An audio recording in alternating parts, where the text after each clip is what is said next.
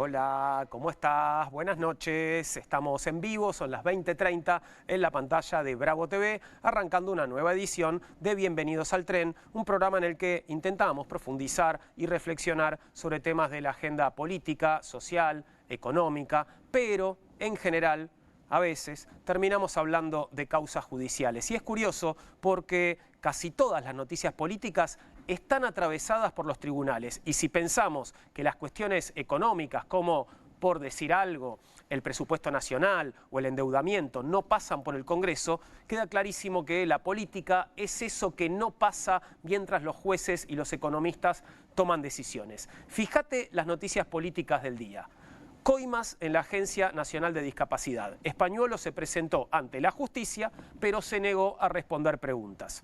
La justicia impuso nuevas restricciones de visitas a Cristina Fernández de Kirchner en su arresto domiciliario y dispuso el decomiso de sus bienes. Renunció la funcionaria del Ministerio de Economía, a la que la justicia le encontró $700.000 en efectivo.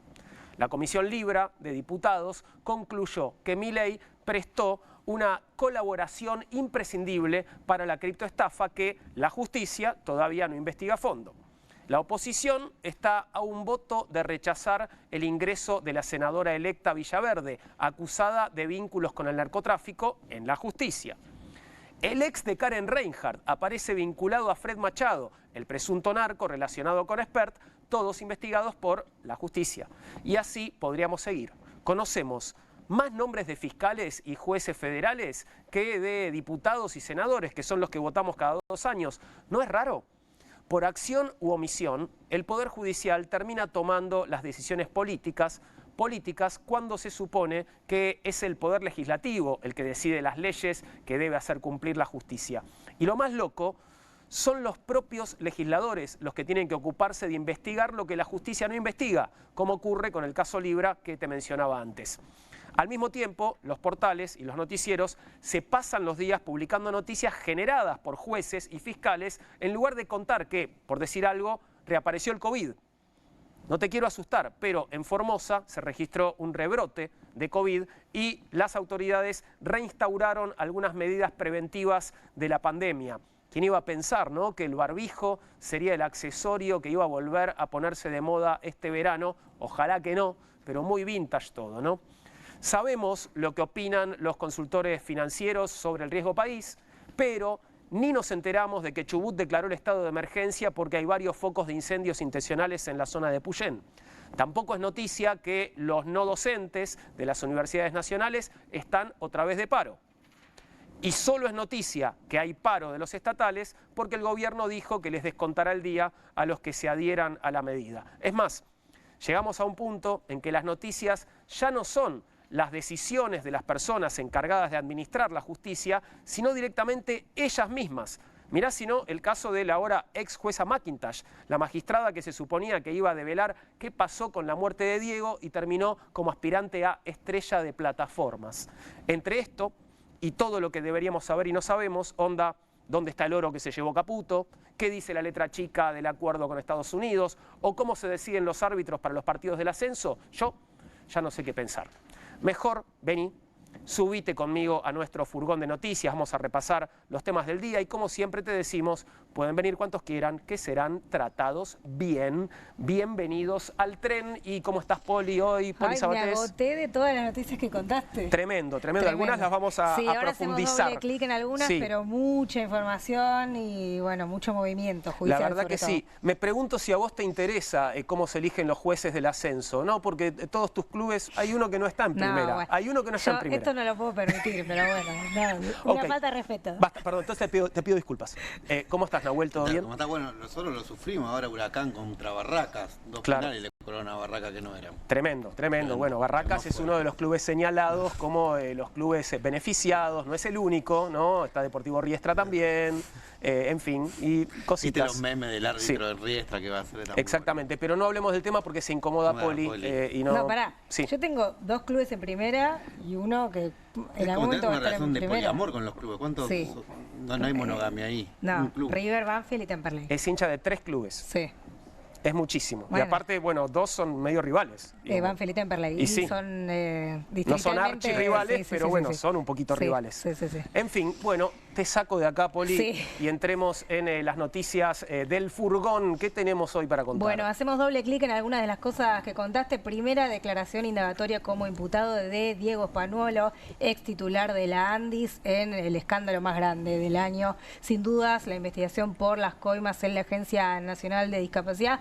Ahí lo vemos, a Spagnuolo estaba entrando así, subiendo las escalinatas. El de pantalón clarito, ¿no? De Comodoro Pi, sí, exactamente, donde tenía que encontrarse con el juez Sebastián Casanelo y el fiscal Franco Picardi. Te escuchaba recién diciendo, ya conocemos nombres de jueces, de fiscales, ya tenemos un doctorado en el Poder Judicial. Bueno, presentó un escrito Spagnuolo, se negó a declarar de todos modos, dijo después su abogado que va a declarar una vez que ve el expediente completo, porque es un expediente largo que se va conociendo a medida que pasan los días, con muchas pruebas, mucho detalle, la verdad van apareciendo nombres. Bueno, esta semana un desfile de nombres, de renuncias, ahora te cuento un poquito más, pero decía recién su abogado, salió después de la no declaración o de la negación de declaración de Spagnuolo y dijo, entre otras cosas, que bueno, se negaba a declarar porque todavía tiene que ver todas las pruebas y a propósito de las pruebas, dijo, se refirió a los audios que conocimos, los famosos audios con los que estalló todo este escándalo, y dijo que estaban adulterados con inteligencia artificial.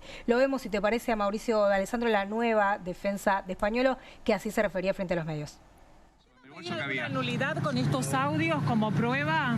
Ya está pedida la nulidad, está para tratarse en la Cámara. Pero cuando usted habla de edición, digo, ya se sabía que estaban editados. No, pero que estaban, la pericia indica que está modificado el registro, se llama deepfake.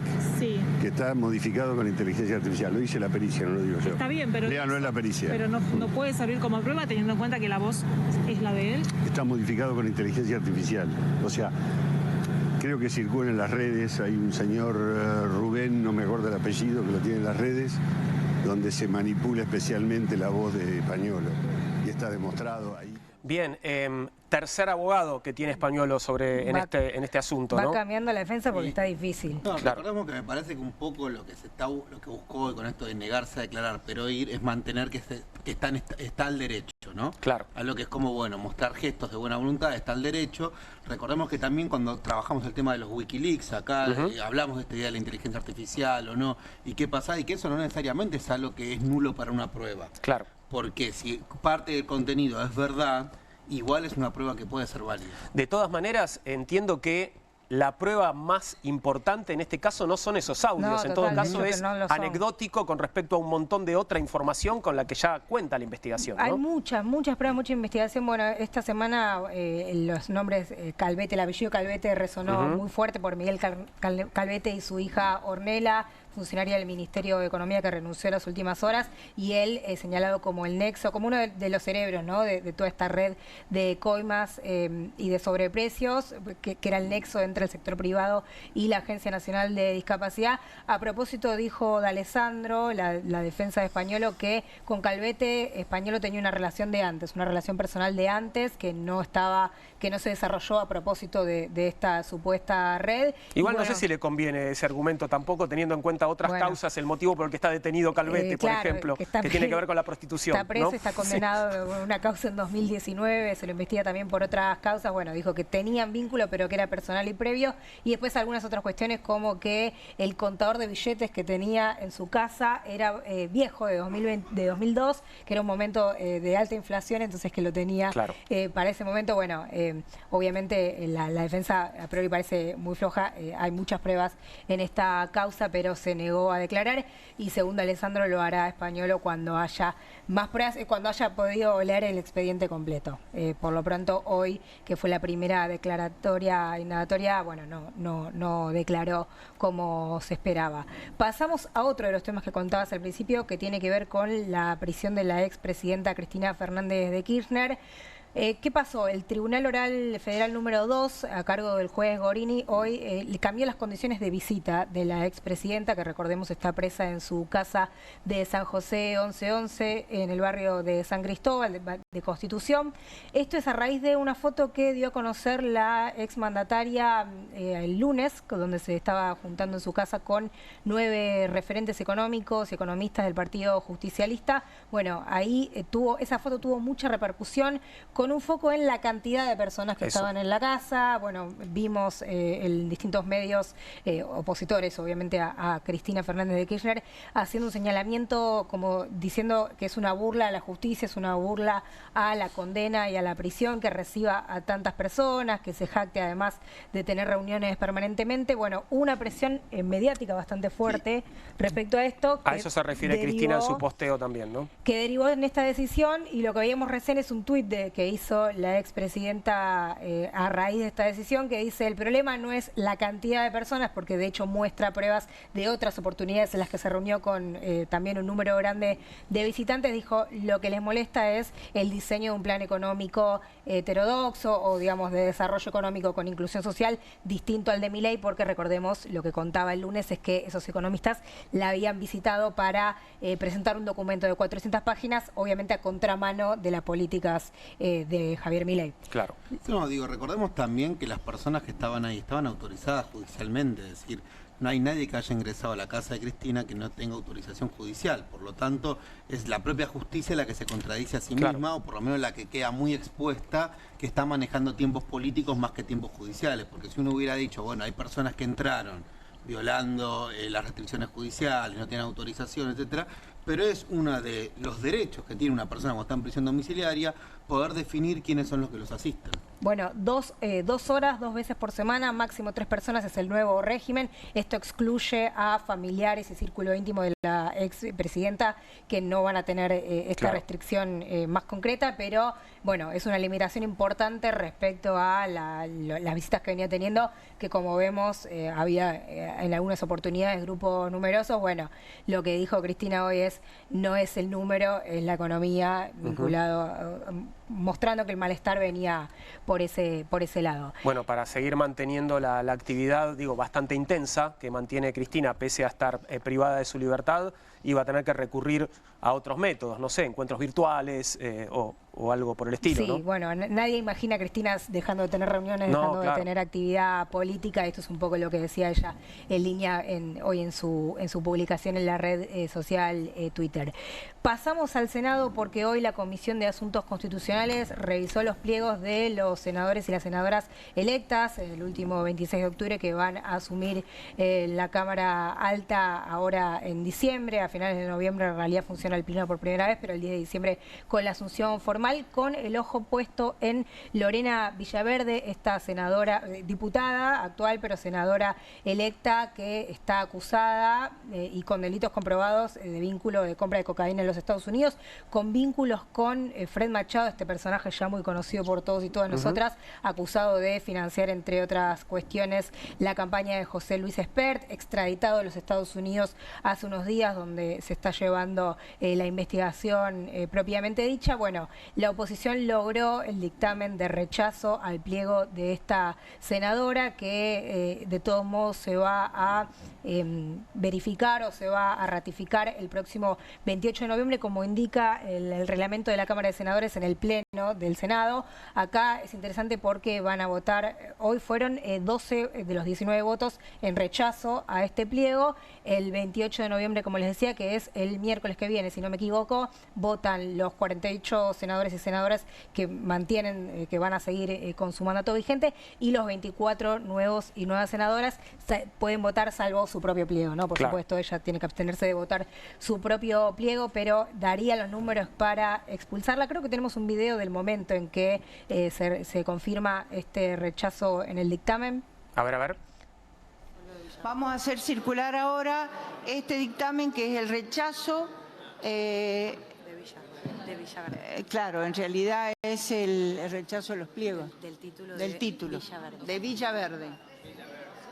¿Está? Uno solo. A ver, pongamos atención, así podemos ir concluyendo. Van a hacer firmar un dictamen ¿sí? Que es el que rechaza los pliegos de Villaverde. ¿O no? Sí. Esto desde hace un ratito nomás, Sí, ¿no? de recién la oposición no logró frenar ese rechazo e intentó embarrar la cancha con... el oficialismo, digamos, el oficialismo, no logró. disculpame, el oficialismo no logró frenar esto, intentó impugnar a otros legisladores electos de la oposición, pero bueno, esto se va, como decía, a definir el 28 de noviembre próximo, que es la semana que viene. Y paso a la calle, mucho palacio, hoy mucha Total. justicia, paso a la calle porque hoy fue es jornada de muchas protestas. Bueno, hoy es miércoles de jubilados, por supuesto. Marchaban hoy en una jornada especial porque iban hacia Plaza de Mayo a presentar firmas muchas firmas pidiendo, entre otras cosas, una jubilación mínima de 1.200.000 pesos, que es lo que consideran desde el Frente de Lucha de Jubilados lo mínimo que necesitan para subsistir, básicamente, y además para presentar un rechazo al acuerdo comercial con los Estados Unidos, entendiendo que es perjudicial para la economía argentina y para todos los sectores productivos. Bueno, a ellos se suman protestas de trabajadores no docentes de las universidades nacionales. Nosotros tuvimos la semana pasada trabajadores docentes que hicieron 3 días de paro, hoy se sumaban los no docentes. Recordemos que no se está aplicando la ley de financiamiento educativo, y también movimientos piqueteros, movimientos sociales y el paro de ATE, el paro de estatales, que hoy fue muy grande, muy importante en todo el país. 80% de acatamiento, denunció Aguiar, y a Aguiar lo denunciaron, Rodolfo Claro. Aguiar, que estuvo acá el otro día también, lo denunció, recordemos, el Ministerio de Seguridad por perturbar el orden público. Tenemos un video del dirigente de ATE Nacional que le respondía de esta manera a Patricia Bullrich. El camino, Patricia, estás perdida. Si pensás que no vas a dar miedo, de acá, si hace falta, en Navidad y en la fiesta, vamos a salir a la ruta. Pero la reforma laboral tiene que ser a favor de los trabajadores. Fuerza, compañeras, fuerza, compañeros, los quiero mucho a todos. Mi respeto por estar en cada sector de trabajo es enorme. No saben cómo es el camino, Patricia.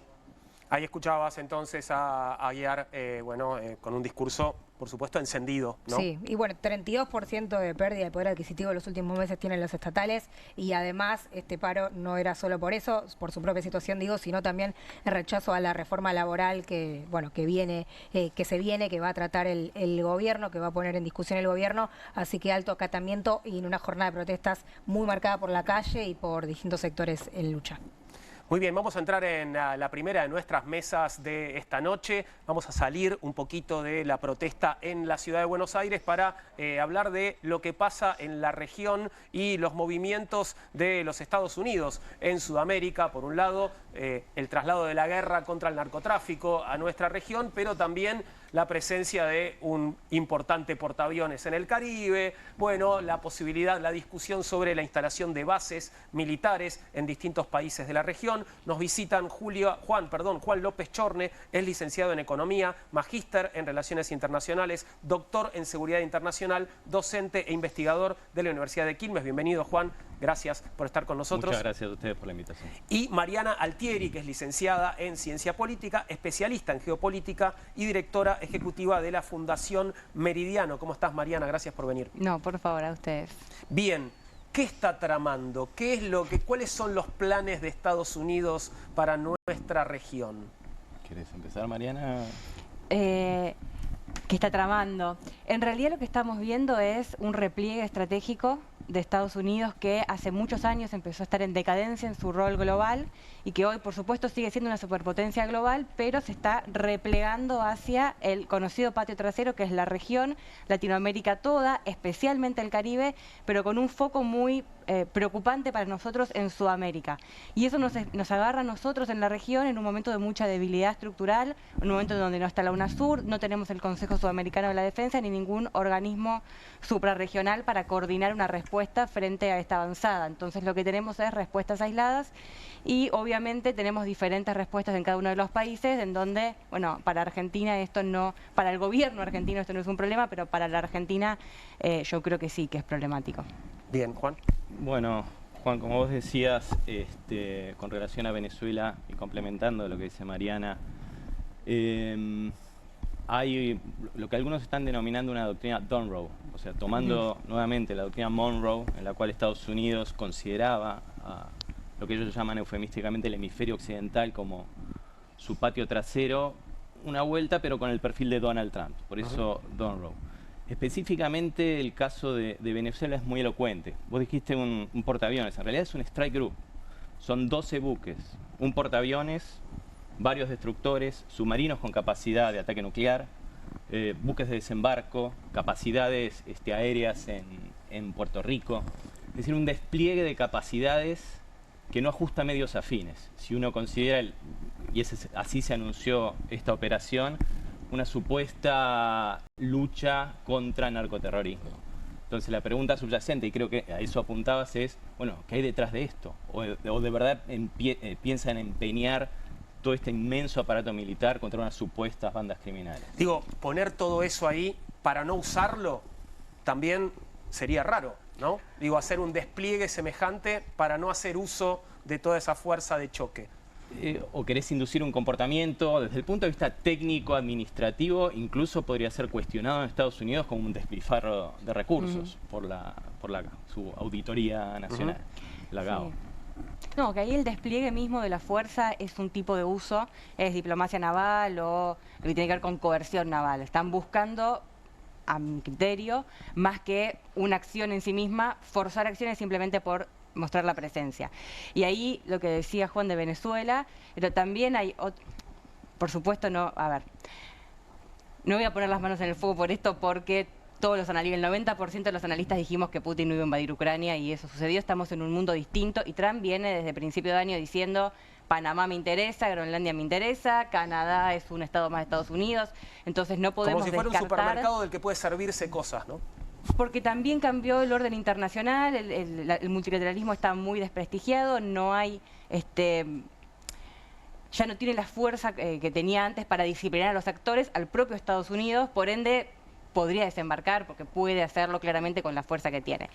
No estoy segura si realmente eso es lo que busca, si realmente tendría un sentido, sino más bien forzar acciones y no solamente es hacia Venezuela, sino que está hablándole a Petro, está hablándole al resto de los países e incluso le está hablando a Brasil, a mi criterio, si bien hubo una muy buena reunión, mostrando, bueno, no se olviden que acá el poderío lo tenemos nosotros, y que haya traído el Gerald Ford, que estaba en el Mar del Sur de la China, que se tuvo que venir cruzando, atravesó el Estrecho de Gibraltar, etcétera, es el portaaviones más moderno que tiene la Armada y que tiene una capacidad obviamente de desembarco anfibio enorme, acompañado, como decía Juan, de destructores, de un poder que no solamente es de desembarco, sino que también es de control de toda la zona, de control de radares, interceptación, inteligencia, etcétera. Ahora, Estados Unidos ya desde 1950 está con la idea de la guerra contra las drogas, podríamos decir en un mundo distinto, donde había mayores niveles de estado de bienestar, pero después de la caída del muro de Berlín, hay un recrudecimiento y cambia, o sea, lo que muchos llaman guerra de baja intensidad o el narcotráfico empieza a ser utilizado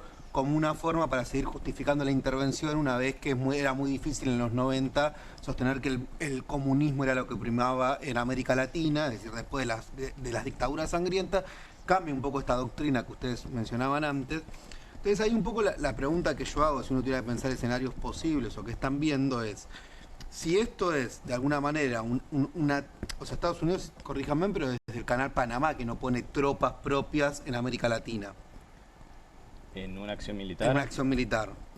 Probablemente sí, en 1989 la acción en Panamá. Digo, desde ese entonces siempre fueron otras formas, algunos incluso en el siglo XXI hablaban de los golpes suaves, golpes blandos, acciones destituyentes, que a veces no eran tan explícitas. Podemos estar frente a una nueva etapa en la cual el narcotráfico se recrudezca con una filosofía de guerra nueva, en la cual pueda haber acciones bélicas, o más bien uno puede pensar también escenarios de asfixia, por ejemplo en el caso de Venezuela, o de situaciones para erosionar un gobierno y estar en mejores condiciones de imponer de poder negociar. Mira, si me permitís, María, es una buena pregunta. El tema de la militarización de la lucha contra el narcotráfico en la región es de larga data, como vos decís. Si tomamos como referencia el año 2006, cuando el presidente Calderón declara formalmente la guerra al narcotráfico, ha sucedido una serie de países que han involucrado, empeñado sus Fuerzas Armadas y programas de Estados Unidos como la Iniciativa América, el Plan Colombia. El resultado ha sido invariablemente el mismo. Más producción de narcóticos, más muertos, más violaciones a los derechos humanos. Es una cuestión estadística, no es una apreciación esto que estoy diciendo.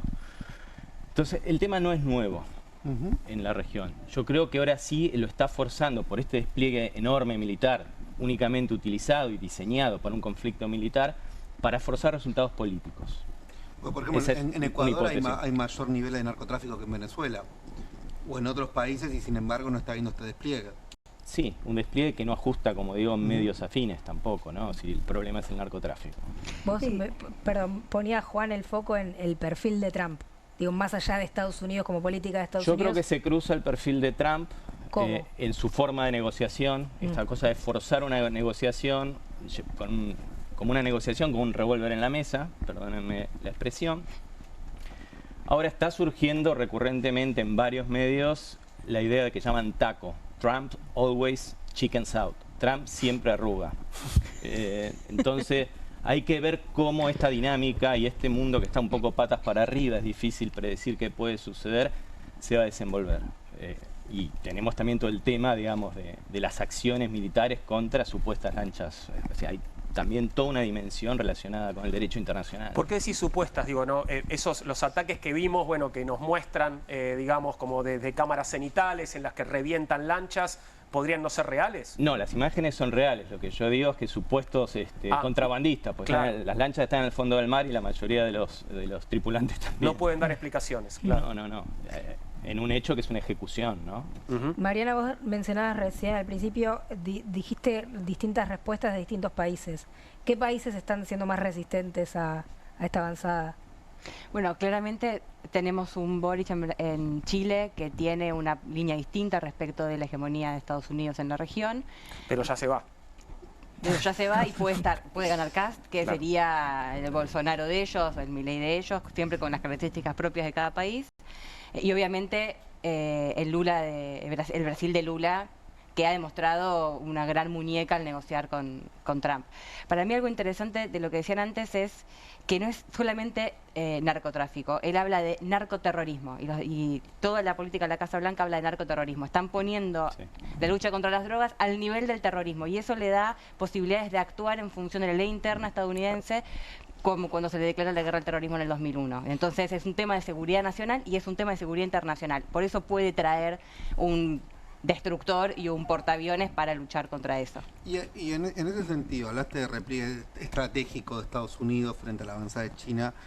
Uno también no puede ver esta idea de, bueno, si Trump no busca, efectivamente el narcotráfico no es lo mismo que en los 80, en los 90, es decir, la idea de la inseguridad, del desorden, trajo como la demanda de la inseguridad vuelve a estar, de hecho en Chile en las elecciones fue la principal demanda, en Brasil cuando pasó el Río de Janeiro el mismo Lula reconoció que había, o sea, como que ya no es el viejo narcotráfico de los 90, es decir, ya copa territorio, como que de alguna manera Trump pueda buscar esto para calar o conectar con una demanda que puedan tener los países, sobre todo los países caribeños, en materia de orden, de seguridad, de esta idea de, bueno, me siento más tranquilo con un Estados Unidos interviniendo, generando un orden frente a estados más debilitados, en los cuales el narco fue ganando un terreno que es más grande que el que capaz conocimos en el siglo XX. Es que haya un apoyo de las poblaciones de esos países. No, que busque Trump como un tiro en este repliegue estratégico de China. Él dice, bueno, acá tengo a México, tengo a Brasil, tengo a Colombia que no me van a responder. Bueno, necesito volver con una doctrina que me permita volver a posicionarme. En un momento Estados Unidos, por ejemplo, eran los derechos humanos después de los 80, ¿no? Recordemos, entonces era, bueno, voy a tratar de volver a conquistar América Latina bajo esta doctrina, que busque como volver a conquistar bajo una doctrina centrada en la seguridad y el orden, en los términos de ellos, ¿no? Tiene sentido, y tiene sentido porque es un problema real, al cual no le estamos encontrando la solución desde las democracias de la región, y el problema es que además es un discurso que toma fuertemente las expresiones de derecha y extrema derecha, el discurso de la seguridad, ¿no? Y donde las otras expresiones del campo nacional y popular nos cuesta darle forma a la respuesta porque una respuesta como lo que vimos en Brasil tiene los problemas que tiene entre cómo medís la fuerza y la necesidad de que el Estado haga lo que tiene que hacer respecto de crimen organizado en tu territorio, porque terminamos hablando de una cuestión de soberanía. Puede que haya algo de eso. Yo creo que además, en términos de China, le está mandando un mensaje directo, que es: este es mi patio trasero, esta es mi región, es mi zona hemisférica y yo concentro acá mis fuerzas.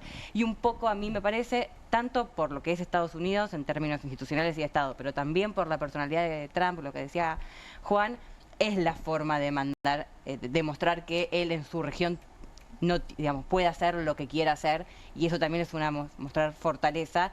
Y ahí vamos a ver qué tanto achica o no achica, porque creo que Latinoamérica no puede achicar demasiado a Estados Unidos, se está midiendo con China. ¿Qué tan cerca estamos de la posibilidad de la instalación de bases militares de Estados Unidos en la región? Bueno, el pueblo de Ecuador rechazó, ¿no?, hace unos días esa posibilidad en su territorio, pero siempre suenan versiones, ¿no?, de que esto podría pasar incluso en nuestro país, en el sur de nuestro país. ¿Qué tan cerca estamos de esa posibilidad? Bueno, depende del ordenamiento jurídico, la situación política y una serie de variables de cada país. Entonces sería posible. Claramente la intención de Estados Unidos es un repliegue en la región y poder influir de manera efectiva, de una mayor manera, en los efectos políticos que quieren conseguir. Con relación a Argentina, yo lo veo en principio complicado, porque requeriría una medida de esas características, la autorización del Congreso. Bueno, pero también es cierto que están haciendo ejercicios militares sin autorización del Congreso. Sí, y digamos que hay muchas cosas que debería autorizar el Congreso en nuestro país y que no está autorizando el Congreso, sí, y suceden de todas maneras, sí, ¿no? Es que si relajamos la vara del incumplimiento de la ley y la Constitución, entonces sí, cualquier cosa puede pasar. Yo lo veo en el corto mediano plazo, en Argentina, que es donde me animo a responder, como poco probable. Poco probable.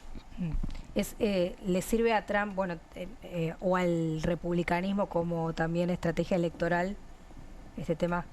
El tema interno. Bueno, narcotráfico, todo lo que venimos hablando, la política que se hace en la región. Habría que ver cómo repercute eso en la percepción ciudadana en Estados Unidos. Claramente el tema en general Argentina no repercute mucho en la agenda política en Estados Unidos. El tema de la asistencia financiera repercutió en la opinión pública y dentro del Partido Republicano de manera negativa, te diría. Que el secretario del Tesoro se levante todas las mañanas, teniendo durante 40 días cerrado el gobierno por falta de asignación presupuestaria, a tuitear sobre un país, y esto estoy citando el Washington Post, que tiene el PBI de Michigan, y fastidiando a los productores cerealeros del Midwest, porque toda la soja se la llevan los chinos. No, yo creo que hay la búsqueda de un efecto político estratégico, diría. Sí, perdón, Nahuel. No, me quedaba con esto de la opinión pública de Estados Unidos, porque también, capaz que a diferencia de, no sé, pienso en la guerra de Afganistán o en Irak o incluso en Medio Oriente, es, entre comillas, lo digo de una forma un poco bruta, un poco más sencillo. O sea, Estados Unidos tiene una historia de siempre prepara la opinión pública previa antes de hacer una acción militar. Es muy raro que hay cierta construcción de consenso. Y más allá de las miradas que uno pueda tener, es difícil pensar que hoy Venezuela pueda ser una amenaza para Estados Unidos, o que México o Brasil o los países que no se alinean en la región sean una amenaza, como para poder justificar grados más importantes de involucramiento, digo en términos militares, ¿no? Claro. Sí, es complicado, pero de todas formas yo creo que puede tener un buen apoyo en toda la parte con muchos migrantes latinos, en toda la parte de California, el sur, etcétera. Hay mucho migrante venezolano, hay mucho migrante de otros países que comparten un poco, y la verdad es que Venezuela se ha vuelto muy complicado para la opinión pública, incluso que hace unos años o con el chavismo bancaba fuerte. Entonces es un tema espinoso que genera cierto nivel de adhesión. De ahí a que eso permita justificar un desembarco, ya es otra cuestión. Hay algo curioso también, ¿no? Porque Donald Trump de alguna manera quiere presentarse ante el mundo como una especie de líder de la paz, ¿no? Que resuelve conflictos, que media, que termina con las guerras, que pretende que le den el premio Nobel de la paz, por otro lado, pero después te trae toda la flota, o bueno, este Strike Group, como así dijiste que se llamaba, sí, ¿no? Sí, al Caribe, ¿no? Digo, y mostrando como una fuerza militar desmesurada, por otro lado, ¿no? Sí, claramente, son ciertas contradicciones que observamos, al menos a nivel retórico, discursivo de los líderes, ¿no? Trascendió ayer en el New York Times las negociaciones que estaría estableciendo la CIA con el gobierno venezolano y el tit for tat, quiero decir, no es un escenario improbable que esta apuesta audaz de Trump termine con la salida del actual gobierno y él consigue un logro político sin intervenir militarmente. También puede pasar otra cosa. ¿Y no ven ahí que puede haber también un tiro por elevación a Colombia? Digo, porque uno diría México con Morena, Lula con el PT, bueno, ya tienen una cuota de poder, hay una acumulación de poder. Petro la tiene más complicada, es un poder que recién se está haciendo, está en la frontera con Venezuela. Si empieza a ver eso, sería también un Petro débil. Podría ser también algo tentador, pienso, para la administración de Trump, que es una persona que hoy se le plantea a otro lugar. Sí, además porque Petro es un líder un poco más incómodo en términos de la opinión pública por sus declaraciones, porque tiene una retórica más parecida a la de que fue Chávez, a Maduro, etcétera. En cambio, tanto Sheinbaum como Lula tienen una lógica, se paran distinto, negocian distinto, entonces... Y además Colombia fue históricamente un aliado, ahí se hizo el Plan Colombia, etcétera, y Petro es un problema un poco molesto para Trump.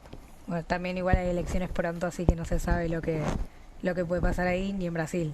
Así es. Es de corto plazo, digamos, las resistencias por lo menos parecen de corto plazo con los presidentes actuales. Y hay un involucramiento muy fuerte de la administración Trump con los candidatos más afines a su política. Lo vimos acá, lo vimos en Chile y no hay que descartar que lo vean. De hecho, en Brasil hasta el acuerdo que hicieron con Lula, porque les interesaban las tierras raras y demás, pusieron sanciones por Bolsonaro, digamos. Hay una lógica muy fuerte que es de afinidad política, mucho más que institucional. Entonces no hay que descartar que juegue fuerte tanto en las elecciones colombianas como en las elecciones brasileñas el año que viene. Antes de terminar la charla, me gustaría que hicieran un relevamiento de esto que me encantó, el taco, el Trump always chickens out, ¿no? Sí. Trump siempre arruga, sería traducido al español. Un relevamiento de las arrugadas de Trump, desde que empezó su gestión hasta ahora. Me obligás a hacer memoria, pero tenemos claramente los grandes actores con influencia, ¿no? El caso con China por el conflicto comercial, cuando China restringe la exportación de tierras raras que son esenciales para producir manufacturas estratégicas. Bueno, Trump revierte sanciones, o aranceles, mejor dicho, no sanciones. Pasa con Rusia, dijo que iba a terminar la guerra en 24 horas, lo recibe a Putin en una alfombra roja en Alaska, anuncia que va a resolver y que prontamente van a entablar negociaciones y finalizar el conflicto Ucrania y Rusia, cosa que tampoco ha sucedido. Entonces hay un estilo de negociación de Trump muy propio, digamos, del origen profesional de Trump tal vez y de su personalidad, pero que a mi juicio, esto es una apreciación personal, no estaría rindiendo los resultados que, bueno, algunos esperaban. En Estados Unidos, claro. Claramente. Muchas gracias a ambos por haber venido. Juan Mariana, ha sido un placer compartir la mesa con ustedes. Muchas gracias a ustedes. Vamos a pasar ahora a otro tema, y el tema es el deterioro de la libertad de expresión en nuestro país. De hecho, están pasando cosas en relación a esto en otro país, ¿no? En este momento, digo, en Miami hay una presentación de argentinos sobre la situación en nuestro país. Ya terminó, creo, sí, ya fue más temprano a la tarde la presentación entre la CIDH de distintas organizaciones, bueno, el CELS, Amnistía Internacional, el Sindicato de Prensa de Buenos Aires, FOPEA, el Foro de Periodistas y periodistas individual, por ejemplo, Julia Mengolini, que fue denunciada en nombre propio por el presidente de la Nación para hacer su informe sobre un tema muy en boca de todos, sobre todo en nuestro campo de trabajo, que es la libertad de expresión y el deterioro de la libertad de expresión. Vimos, casos extremos como el de Pablo Grillo, que estuvo casi al borde de la muerte por la represión en el Congreso cuando hacía su trabajo de fotoperiodismo, denuncias judiciales, denuncias penales directamente desde del presidente a periodistas por el ejercicio de su profesión, y distintos episodios que hablan de un deterioro en la calidad de la libertad de expresión en la Argentina desde la asunción del presidente Javier Milei. Bueno, nos estás mirando y si mirás este programa y otros programas en la pantalla de Bravo TV o de Net TV, seguramente en las tandas te encontrarás también, lo habrás visto, esta suerte de clip en el cual Perfil toma posición y te muestra, el ensañamiento de el presidente Milei con los periodistas, ¿no? Milei odia el periodismo, ¿no? Sí, y nosotros no lo odiamos lo suficiente. Claro, este es el punto. Vamos a recibir a Agustín Lecchi, que es el secretario general del Sindicato de Prensa de Buenos Aires, de CIPREVA. ¿Cómo estás, Agustín? ¿Todo bien? ¿Cómo están? Buenas noches. Buenas noches para vos, gracias por venir. Estuvo el CIPREVA, recordamos, con el secretario juntos desde allá en Miami en la audiencia. Es una de las organizaciones que participó de esta audiencia de la periodo de sesiones del organismo número 194. Bien, ¿tenés información de lo que está pasando en Miami? ¿Te han contado? Sí, recién lo veníamos mirando y recién terminó. Así que para nosotros fue muy importante. Estuvo, como decía Poli recién, Francisco Rabini, Paco, que es delegado de Clarín y secretario adjunto del sindicato. Estuvo también Amnistía, el CELS, FOPEA, Poder Ciudadano y Julia Mengolini y Tomás Cuesta, fotógrafo por ARGRA, por la Asociación de Reporteros Gráficos. Walcon Amón, una representación bastante amplia, diversa, heterogénea de la comunicación de nuestro país, denunciando los ataques del Estado argentino a la prensa. Y acá veo que hay compañeros jubilados que van a estar en otro bloque y demás. Para nosotros el ataque a la libertad de expresión, no solamente a quienes ejercemos el oficio, sino a toda la población que viene siendo reprimida, agredida. Y no solamente la cuestión de la represión, sino la judicialización a periodistas por una nota que publican. Le pasó a Ariel Jalada, a Roberto Navarro, que después, antes contaban estos tweets del presidente, no digamos tanto a los periodistas, tiene un correlato en la realidad, ¿no? A un periodista que sufre una agresión por la calle, fotógrafos de Clarín y de Tiempo Argentino que fueron corridos con una persona manifestante de Milei con un cuchillo en el marco de una cobertura. Una serie de cosas que nosotros fuimos a denunciar hoy a la Comisión Interamericana de Derechos Humanos y estaba también el Estado argentino a través con su vocero Baños, que la verdad fue lamentable la respuesta. ¿Qué dijo? ¿Qué dijo el Estado? El Estado primero planteó que acá que se respetan los poderes. Entonces que nosotros tenemos la potestad de defendernos en la justicia. Esto en respuesta a la situación que vive Julia, que vive Hualconada, que viven compañeros que fueron denunciados penalmente por el propio presidente de la Nación, como es el caso de Ariel Jalad. Así que vergonzoso, después planteando que había un sistema, lo que viene diciendo este gobierno, ¿no? Que había un sistema de distribución de pauta que implicaba una compra de los periodistas por parte de gobiernos anteriores y que en gobiernos anteriores incluso se perseguía a los periodistas y que no, en alusión al kirchnerismo. Lo que habría que recordar es que durante el kirchnerismo la mayoría de los trabajadores y trabajadoras de prensa teníamos salarios por encima de la canasta básica. Hoy nos llegamos, no al fin de mes, el día 15 estamos endeudados, que no recibíamos carta de documento de la Presidenta de la Nación, como hoy reciben decenas de compañeros y compañeras. Y nosotros, nuestro compañero Paco llevó la cifra de que, por ejemplo, el 31 de enero del año pasado, cuando se discutía lo que llamaban la ley ómnibus, y el 1 de febrero, nosotros tuvimos más de 60 trabajadores y trabajadoras de prensa con decenas de balazos de goma, gases. Y la situación del 12 de marzo de este año con Pablo Grillo, que todos conocemos, que recién corté con Fabián, que el padre de Pablo, que estaba llegando del hospital, de estar con su hijo, y nos agradecía porque estaba viendo en diferido la grabación de la audiencia por haber llevado la situación de su hijo allá. Así que contentos porque pudimos llevar adelante en un marco de unidad esta denuncia preocupados porque el gobierno persiste en un ataque a la prensa y a todos los que protestamos y a todos los que nos manifestamos. Agustín, lo tenemos a Diego Morales, abogado del Centro de Estudios Legales y Sociales, el CELS. Estuvo brillante, Diego. Bueno, sí. Lo tenemos allá para que nos dé más detalles sobre lo que fue esta audiencia en Miami frente a la Comisión Interamericana de Derechos Humanos. Diego, ¿cómo estás? Buenas noches. Te saludamos desde Buenos Aires. Bienvenidos al Tren. ¿Cómo va?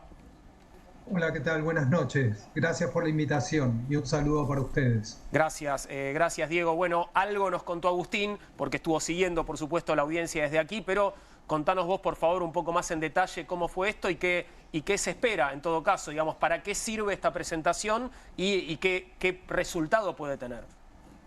Sí, reafirmar lo que mencionaba Agustín acerca de la importancia de tener este espacio, ¿no? Que el sistema interamericano escuche cuáles son los problemas que atraviesa la libertad de expresión en Argentina y en particular los trabajadores de prensa, nos parece sumamente importante. Esto va marcando un camino, lamentablemente un camino de falta de respuestas a nivel interno, ¿no? Y entonces ya el año pasado, en el 2024, tuvimos que iniciar un trabajo internacional para denunciar esta situación o la situación en particular de los trabajadores de prensa y todas aquellas personas que se manifiestan. En esta segunda oportunidad 2025 tuvimos que volver a reiterar el tema con el agravante que tenemos la situación de Pablo Grillo, de otras personas lesionadas, de muchos militantes que fueron detenidos en el contexto de protesta, pero también un proceso de estigmatización que se consolida sobre periodistas, ¿no? El testimonio de Julia Mengolini nos pareció también sumamente relevante para dar cuenta de esto, y también, bueno, lo que señaló el fotógrafo Tomás Cuesta acerca de lo difícil que es, ¿no?, llevar adelante el rol del periodismo en estos contextos, lo difícil que es para un trabajador de prensa tener que pensar que sale a una escena de combate cuando en realidad lo que está haciendo es cumplir con su función. El Estado, lamentablemente, como dijo Agustín, se planteó dejar de lado el espacio, ¿no? ¿Qué quiero decir con esto? Decidió que la comisión no era un ámbito para discutir estas cuestiones y, como decía Agustín, planteó que nosotros, o sea, nosotros y nosotras como organizaciones sociales y sobre todo los periodistas y los trabajadores de prensa tienen todas las posibilidades en Argentina de defenderse, de protegerse, cuando sabemos que no es así, ¿no? Entonces, bueno, eso me parece que también dio cuenta o le mostró a la Comisión Interamericana cuán difícil es dialogar o conversar con el Estado argentino cuando estamos hablando de derecho al ejercicio del trabajo periodístico.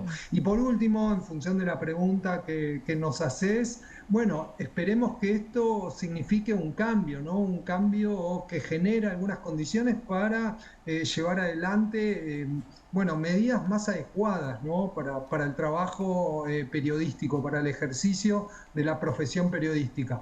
No sabemos si esto se va a concretar, porque acá el señor representante del Estado argentino desconoció la existencia de causas penales o minimizó, ¿no? Dijo, tan solo son 7 denuncias, 8 denuncias. Claro, son 7, 8 denuncias, que eso multiplica o tiene un efecto inhibidor sobre otros, que al momento de pensar en criticar al presidente, bueno, van a tener algunas dudas, ¿no? O también son fotógrafos o periodistas que han sido reprimidos o detenidos en contexto de manifestaciones, claro.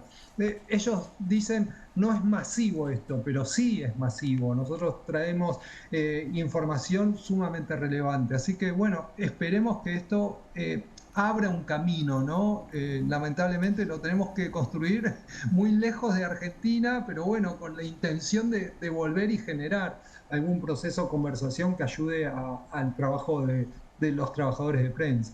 El 7 de junio pasado, Agustín, del año pasado, hubo una circular, una declaración de cientos, miles, creo que eran de periodistas, trabajadores de prensa, diciendo que este era el peor momento desde el retorno de la democracia en términos de libertad de expresión.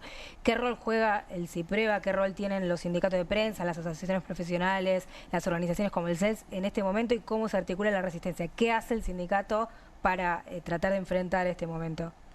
El momento es ese que vos describís, lo venimos denunciando.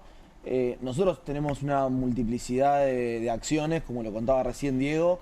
Primero las gremiales, también las políticas. El último 7 de junio hicimos una foto colectiva en la puerta de Casa de Gobierno, porque también se vio en ese contexto que el presidente Milei volvió a atacar a periodistas de sus redes sociales, que eso, como decía Diego, tiene un efecto disciplinador al conjunto, no es solamente a quienes se ataca particularmente, que obviamente hay que defenderlos. Y después tenemos denuncias legales en la justicia, hemos denunciado al Ministerio de Seguridad de la Nación, tenemos un amparo presentado contra el protocolo de Patricia Bullrich, porque es un protocolo que entendemos es inconstitucional y que no solamente lesiona el derecho a la protesta, sino también a la prensa, y las dos cosas nos preocupan, obviamente, no solamente nuestro trabajo, y después denuncias internacionales que tienen la posibilidad, como tuvimos hoy, de bueno, presentarnos ante la Comisión Interamericana, ante el Sistema Interamericano de Derechos Humanos, y para nosotros es importante, no porque tengamos expectativa en que el gobierno vaya a entrar en razón, porque este gobierno la verdad que no va a hacer eso, pero sí en dos cosas: instalar un debate público y lograr la presión social necesaria para modificar el rumbo efectivamente que lleva este gobierno a partir de esa presión. Y nosotros creemos que hay que persistir en eso. Durante el macrismo lo hicimos, esta situación es mucho peor. Digo, incluso compartimos con organizaciones que precisamente en aquellos momentos tenían una cercanía o simpatía con el gobierno, con quienes hoy estuvimos desde Estados Unidos denunciando de conjunto. Y la situación es peor porque es el desguace de los medios públicos, la precarización, la represión al borde de la muerte.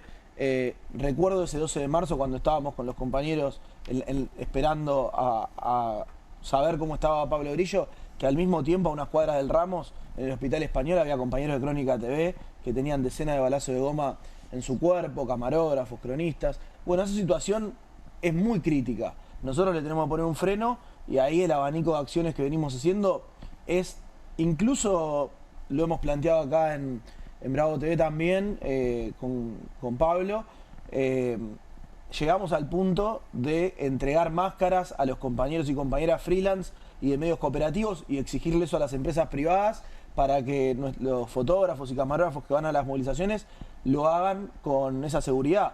Lo cual también es una contradicción, porque uno no quiere naturalizar e ir a las movilizaciones como si estuviese yendo a cubrir una guerra. Pero bueno, lamentablemente es lo que vivimos todos los miércoles. Diego, en tu intervención anterior hablabas de medidas que pudieran tomarse para, en todo caso, mejorar, facilitar el ejercicio de la profesión. ¿Cuáles serían esas medidas? Bueno, un planteo que venimos teniendo casi desde el 16 de diciembre, ahí recordábamos con Agustín, es la derogación del protocolo. El protocolo antiprotesta es un protocolo ya criticado por autoridades internacionales, incluso por autoridades judiciales. Esperemos que haya una resolución judicial que derogue ese protocolo porque es inconstitucional. Pero un gesto importante sería la derogación de ese protocolo. Ese protocolo es el que habilita el uso de la fuerza. Y el uso de la fuerza sin ningún tipo de límites, porque el protocolo también derogó una resolución que establecía la prohibición del uso de determinadas armas en contextos de protesta. El protocolo derogó esa resolución.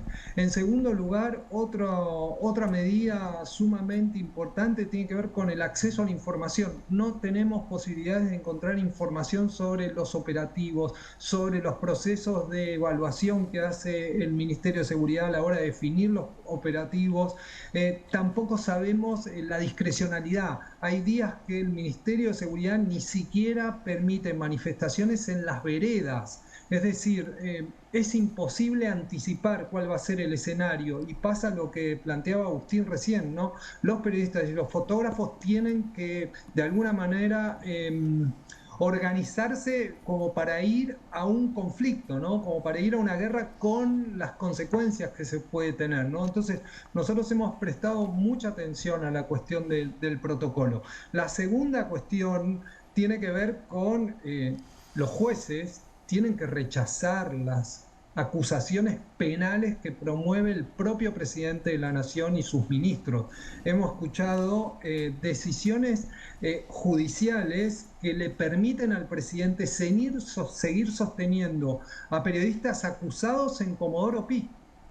Digo, hay periodistas que hoy están siendo acusados por el presidente en Comodoro Pi. Los jueces tienen que rechazar, tienen que archivar esas denuncias. Esas denuncias ni siquiera coinciden con ningún tipo de elemento que le permita al presidente impulsar eso. Y finalmente lo logra, ¿no? Al paso del tiempo, el riesgo que tiene un periodista de verse sometido a desfilar por Comodoro Pi tiene un efecto disciplinador sobre otros periodistas. Entonces, esa es la segunda medida, es un mensaje hacia el Poder Judicial, ¿no? Que eliminen todas aquellas denuncias que presenta el presidente sin ninguna razón. Y esto nos parece sumamente importante y lo anunciamos también en esta audiencia. Ahora, escuchándolos a ambos, Diego, Agustín, escucho que esto, apelan a la justicia, apelan al Poder Judicial. Ahora, a la vez, es una cancha esa que está bastante inclinada, ¿no? Digo, ¿cómo se puede lidiar con eso? ¿Hay esperanzas en que,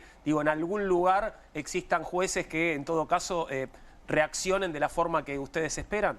Sí, para mí acá hay dos objetivos. Uno es que efectivamente los jueces fallen a favor nuestro.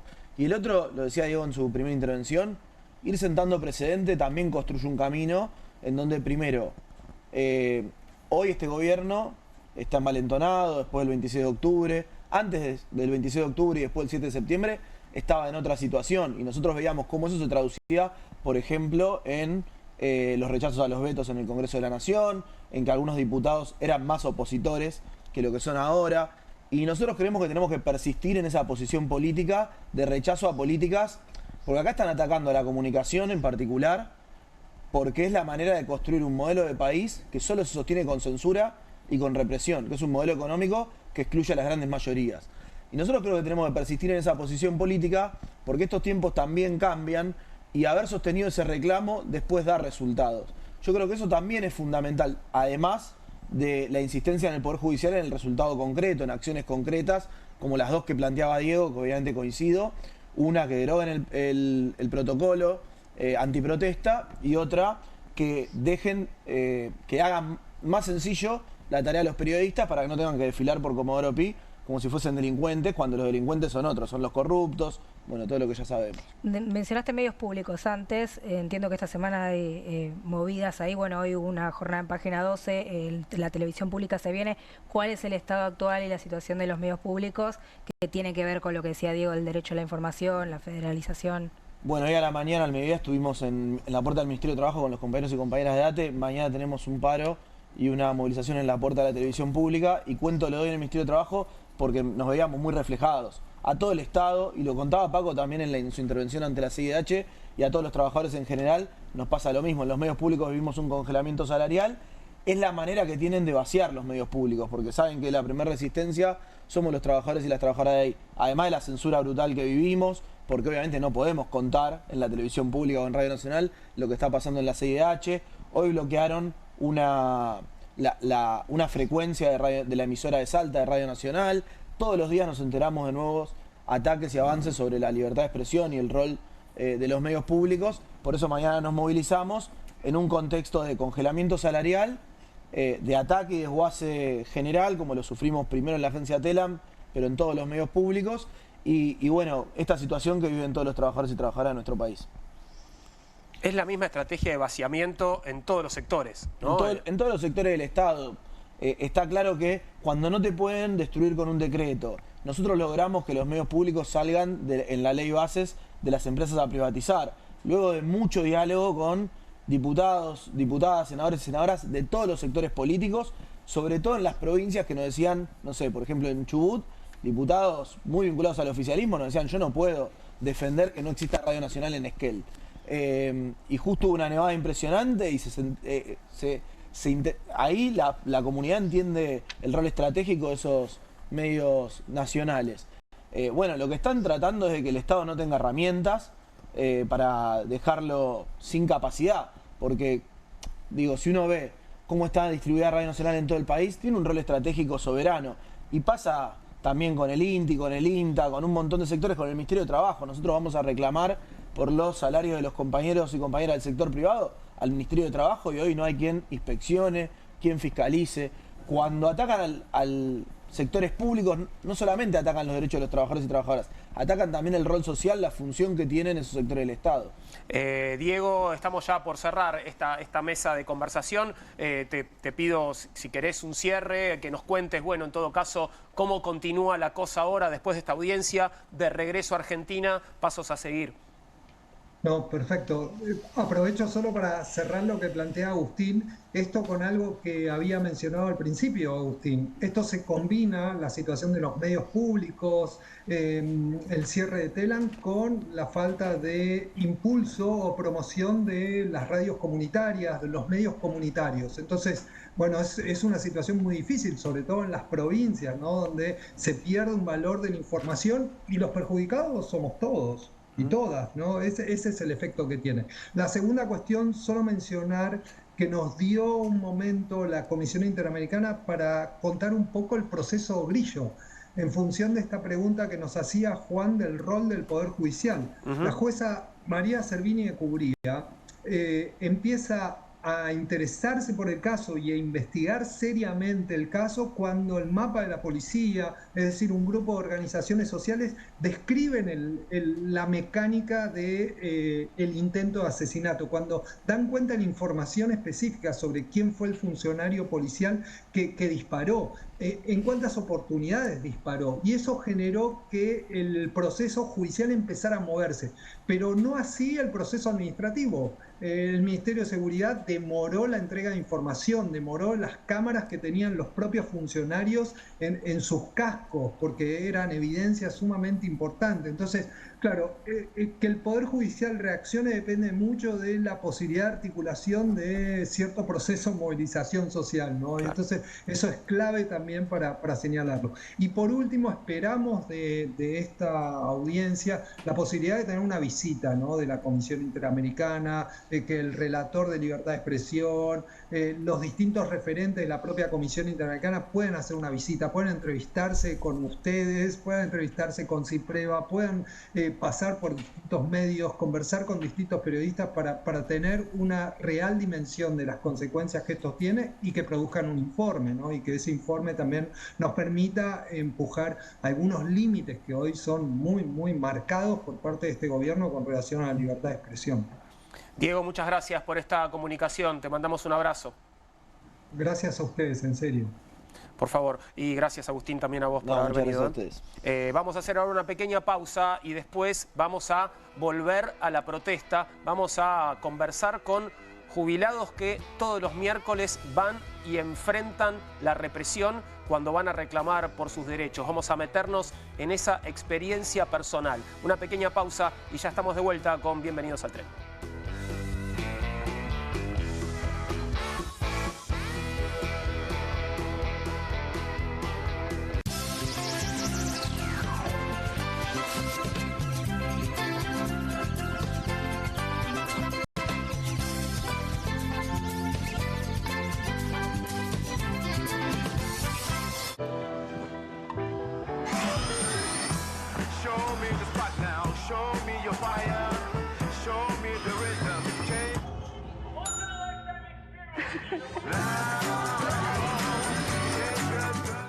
Hay casa, hay freezer, hay helado, hay chocolinas, hay dulce de leche, hay helado chocotorta.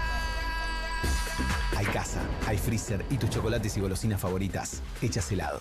Espero que te guste. Cociné un pollo con papas, acariciado por una cocción a gas envolvente y uniforme, para luego ser realzado con un suave calor preciso.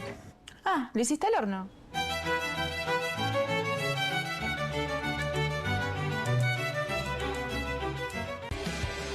Cueste lo que cueste. El primer streaming de Perfil.com, conducido por Román Yuch junto al Doc Juan Heruela, los periodistas Marcelo Mármol Moura y Lucas Buceta. Información deportiva, opinión y análisis. Cueste lo que cueste. De lunes a viernes, a las 10 horas, por Bravo TV. Emprendidos, con la conducción de Ornella Flench. Historias de emprendedores en primera persona. Consejos prácticos para alcanzar sus metas. Emprendidos, de lunes a viernes a las 12 horas por Bravo TV. QR, con la conducción de Paulo Caruso y gran equipo. La síntesis del día para un público que valora el periodismo crítico. QR, de lunes a viernes a las 22 por Bravo TV. Bienvenido a todo Latinoamérica. Caras TV llegó a DirecTV, el canal de las celebridades. Entretenimiento exclusivo las 24 horas del día. Más Caras, con la conducción de Héctor Maugeri. Red Carpet, Caras News, Caras Realeza, Caras Fashion, Caras TV. Llegó a DirecTV. Contenidos exclusivos para toda Latinoamérica. Hay casa, hay freezer, hay helado, hay corazón, hay tentación, hay helado, Hay casa, hay freezer y tus chocolates y golosinas favoritas hechas helado. Eternity, fábrica de pizza. El horno pizzero de granito que prepara las pizzas más ricas del mundo sobre piedra verdadera. Simplemente encendelo y listo. Hace pizzas buenísimas, con doble mozzarella, horneadas a la piedra en minutos. El secreto reside en su zona dual de calor controlado que rápidamente calienta la placa de piedra cerámica hasta 400 grados mientras derrite el queso y hace una masa crocante. Así podrás hacer pizza a la piedra como los profesionales en solo minutos. Agrega tus ingredientes favoritos a cualquier masa de pizza y tendrás tu pizza gourmet con Eternity Fábrica de Pizza. Podés crear tus pizzas favoritas en familia y hasta podrás ver cómo crecen a través del visor. De masa fina o de molde, tus pizzas saldrán como te gusten y en minutos. Este horno de piedra prepara incluso pizzas congeladas en mucho menos tiempo. También podrás hacer una pizza dulce increíble. Además, no gastarás gas, leña ni carbón. Eternity Fábrica de Pizza es eléctrico. Enchufalo y llévalo con vos. Tendrás tu propio horno Eternity Fábrica de Pizza por un precio promocional. Además, el pack incluye palas profesionales genial para tus pizzas. Para que hagas la mejor pizza a la piedra del mundo y de un modo increíblemente rápido. Escanea el QR, ingresá a nuestra página web o llama al teléfono en pantalla. No demores más. Descubrí los productos más novedosos y exclusivos en tvcompras.com. No pierdas tiempo. Aprovecha esta oferta y obtén este fantástico producto de TV Compras. Llama ya. Show me the spot now, show me your fire, show me the rhythm,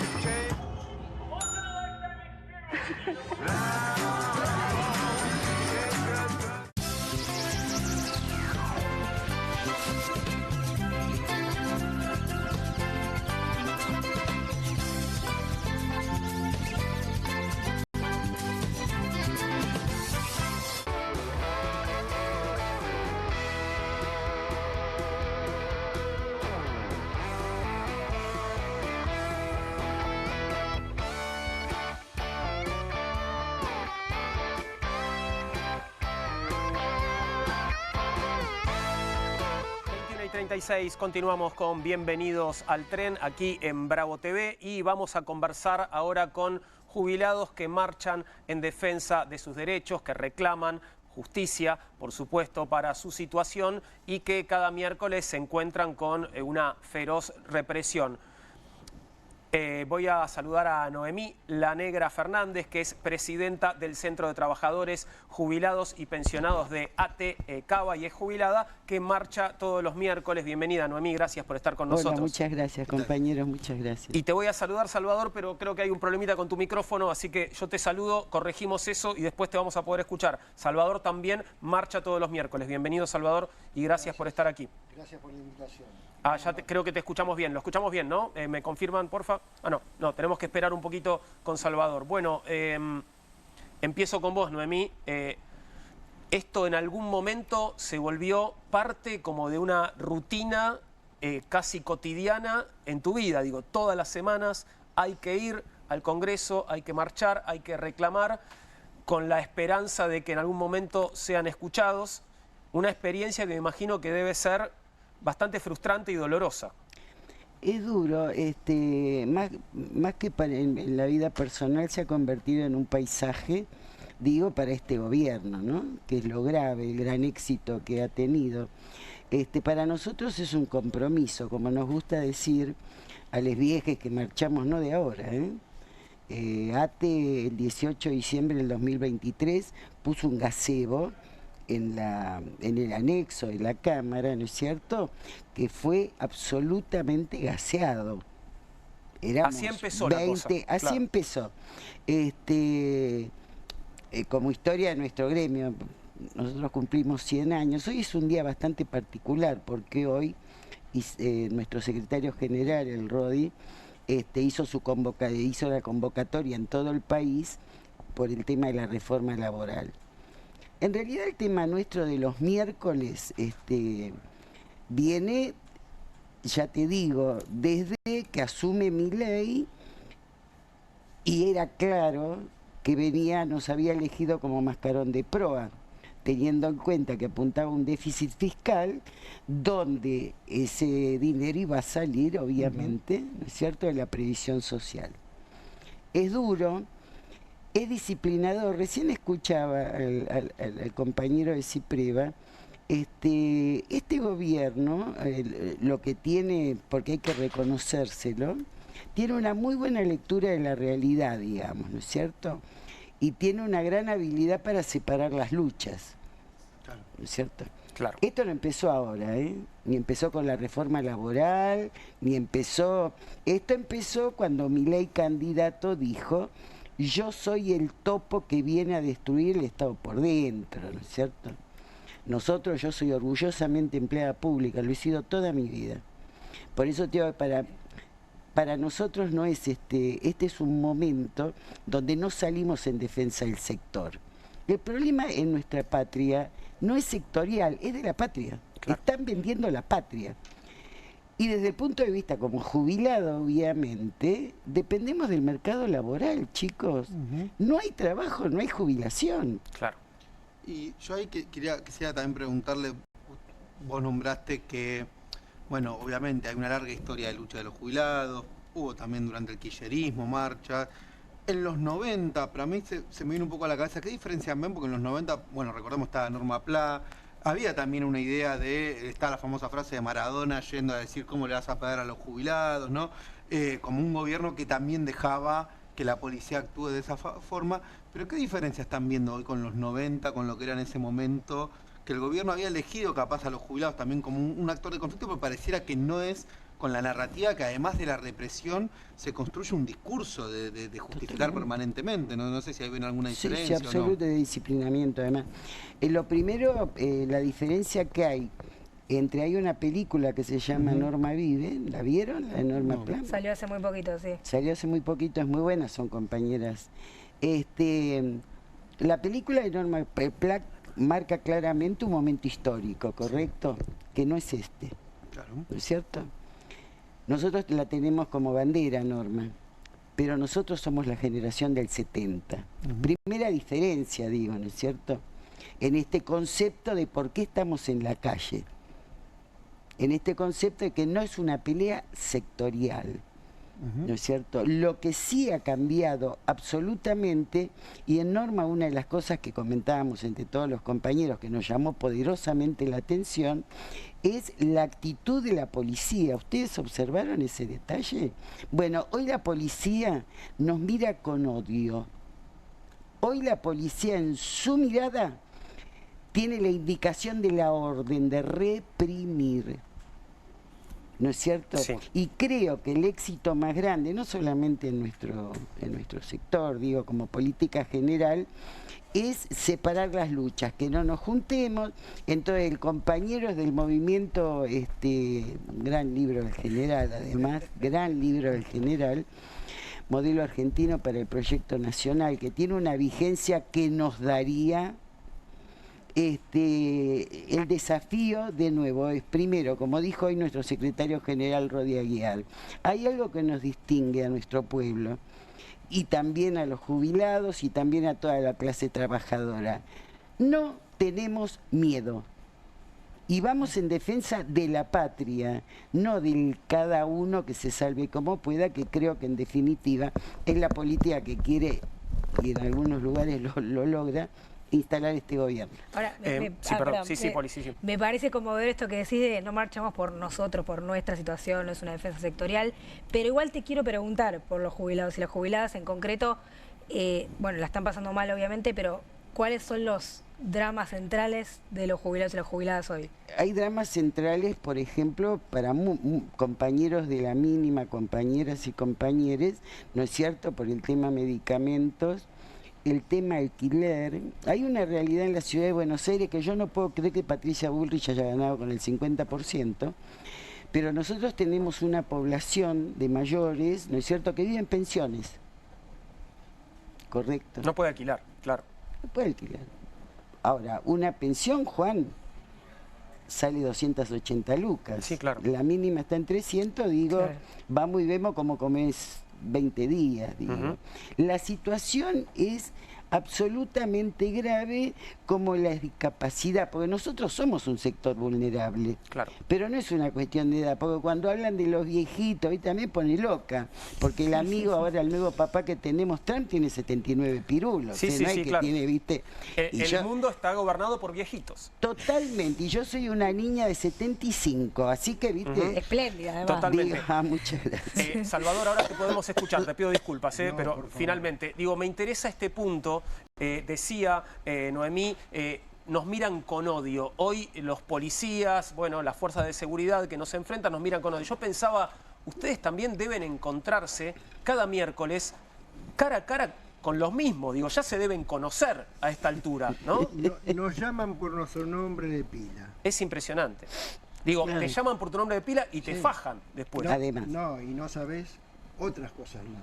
Las denuncias que tenemos presentadas por a ver cómo explicarlo, porque los servicios de inteligencia nos tienen fichados. Fichados. Bueno, sí, vamos a hablar como hablamos en el barrio. Nos tienen fichados, nos persiguen, nos acosan. Personalmente hice una denuncia en Comodoro Pi por eso, pero quedó en la nada. Por ejemplo, no solo a mí, infinidades de compañeros. Yo pertenezco a un grupo, la compañera a otra. Dentro de los jubilados hay otro grupo que tiene 17 organizaciones. Y a todos nos pasa lo mismo. O sea, en represalia, por ejemplo, para que tengas una idea, yo no cobro el bono. ¿Pero crees que está vinculado a tu participación activa en las movilizaciones? Por supuesto. A los compañeros discapacitados le sacaron su pensión. Pero perdón, vos lo cobrabas y lo dejaste de cobrar. Claro. Te sacaron el bono. Me sacaron el bono. Y tengo otro beneficio que lo otorga PAMI para un subsidio o una ayuda económica para pagar el alquiler, y tampoco lo cobro. Y esto sucedió después de tu participación en las marchas. Por supuesto. O sea, nosotros venimos ya de arrastre también desde el momento de este gobierno. Porque cuando firmó el tema de los DNU, a una semana de haber asumido, nosotros queríamos estar en la calle. ¿Quién nos paró? La CGT. Eso te iba a preguntar, ¿hay acompañamientos, sienten acompañamiento social? Porque lo que estás contando es muy grave, que te hayas sacado el bono por movilizarte. ¿Y la pensión a los discapacitados? Pero ¿hay respaldo social a la movilización de los miércoles? ¿Falta eso? ¿Falta articular respaldo sectores? Social, falta empatía del pueblo. Empatía del pueblo. Nosotros tenemos los golpes, tenemos los gases, tenemos los detenidos. Por una protesta social no podemos marchar por la calle. Tenemos que marchar por la vereda. La calle es del pueblo. ¿O no? Sí, sí. ¿Cómo me van a detener por protestar por mi canasta familiar? Porque nosotros cobramos un sueldo de indigencia. ¿O no? Nosotros, y lo que pretendemos es un sueldo acorde a la canasta familiar. No tenemos el 100% de los medicamentos. Y queremos, como es nuestra obra social, controlar esa obra social. No queremos los puestos dirigenciales, porque no tenemos a lo mejor la capacidad. Pero sí tenemos la capacidad de controlar lo que haces. Seguro. ¿O no? Fíjense en lo que está pasando en el Andis, lo que está pasando en todas estas está en todos estos organismos. Te preguntaba, Poli, por el acompañamiento social, decías falta empatía, decías eso, Salvador. Ahora, y esto que dijiste sobre la CGT, nos paró la CGT, inquietante también. ¿Lo explico? Sí, por favor. ¿Puedo explicar? Sí. La CGT, cuando él firmó un miércoles el DNU. El 70-23. Claro. El jueves la gente queríamos salir a la calle. La CGT lo paró. Dejen que nosotros arreglamos. Por favor, gobernabilidad. Bueno, ¿saben lo que hicieron la CGT? No sé si ustedes lo recuerdan. ¿No lo recuerdan? Recordalo bueno, vos, se lo voy a recordar. Estuvo un mes arreglando con el gobierno, hicieron un paro, un día domingo de enero. ¿A quién se lo hicieron?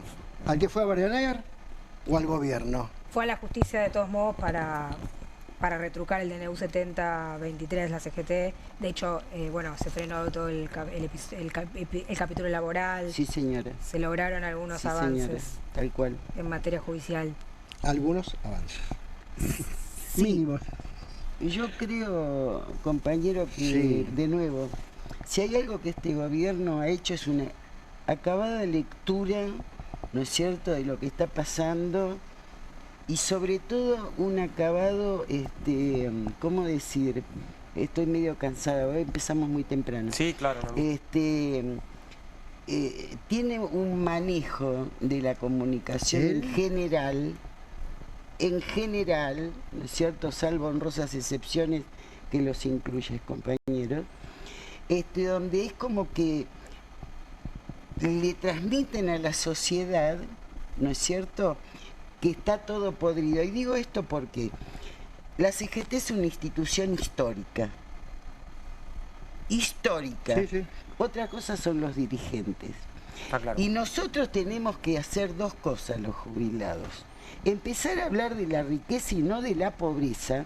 Y empezar a hablar de los dirigentes con nombre y apellido, porque yo siento orgullo del gremio al que pertenezco y del secretario general al cual nos conduce.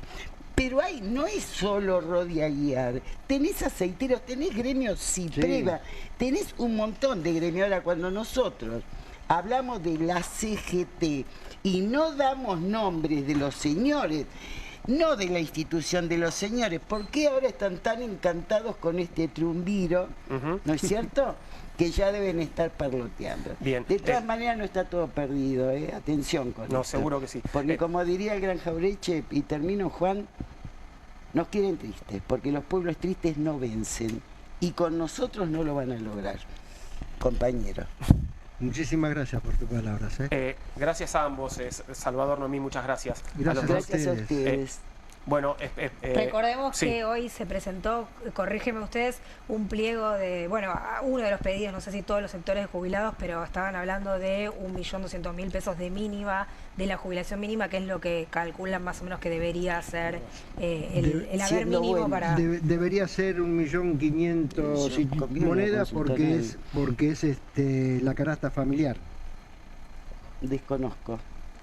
Gracias nuevamente, Noemí. Gracias a ustedes. Muchas gracias.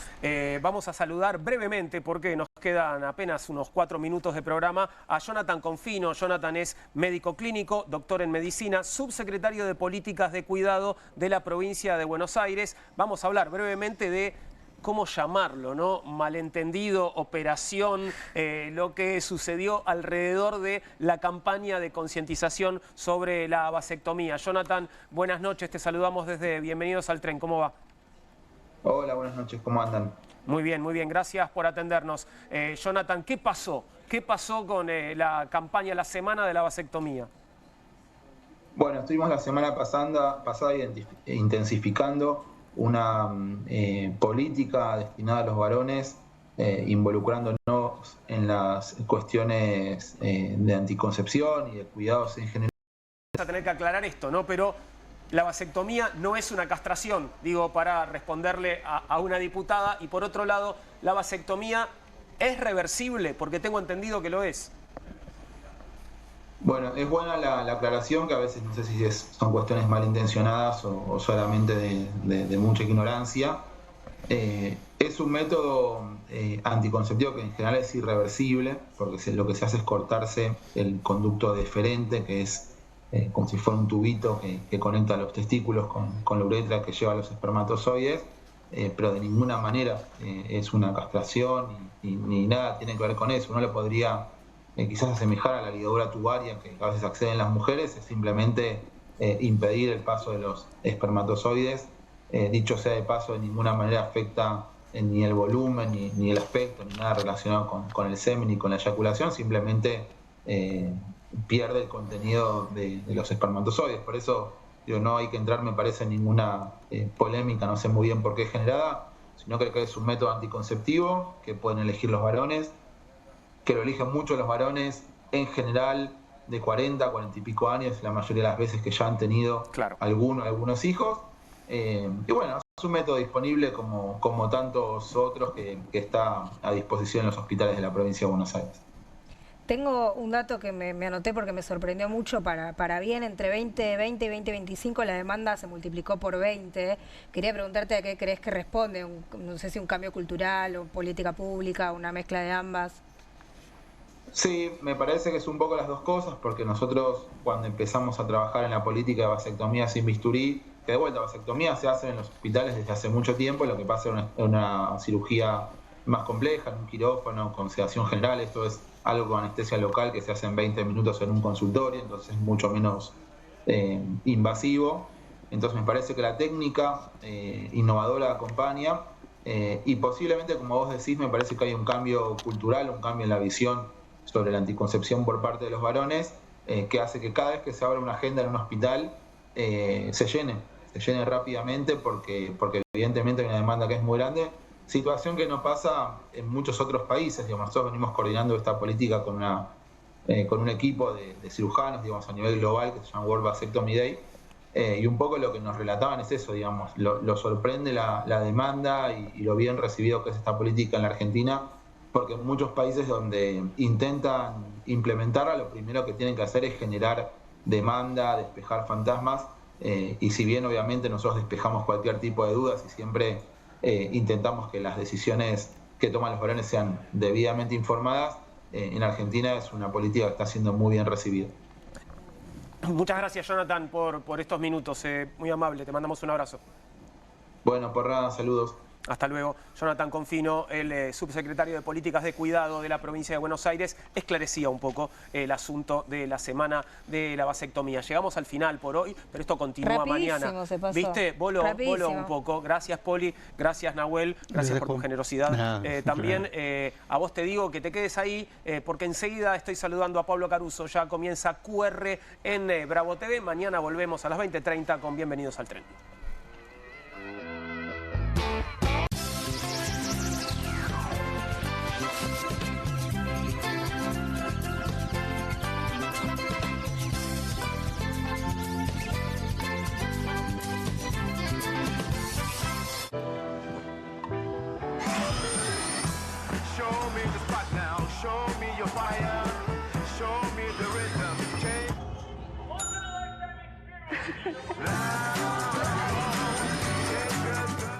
Hay casa, hay freezer, hay helado, hay chocolate, hay maní, hay postre blog.